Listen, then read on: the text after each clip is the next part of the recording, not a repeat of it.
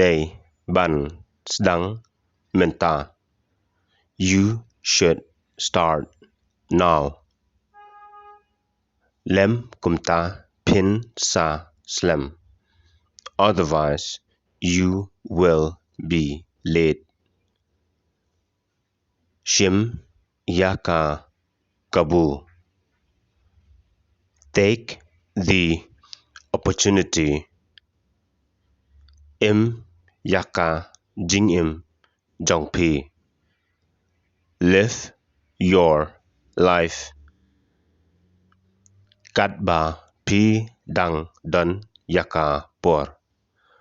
While you have the time. Hikai lang ya kiwei ru. Teach other also. What khapnap. Don't be stingy. Tolong briew uba sbun. Be a kind person.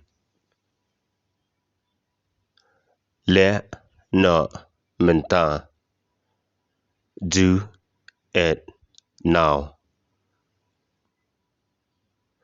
Pyni lynti ya nga. Show me the way. Pyni jingshisha ya nga. Show me the truth. Pi la good jingmut. Have you decided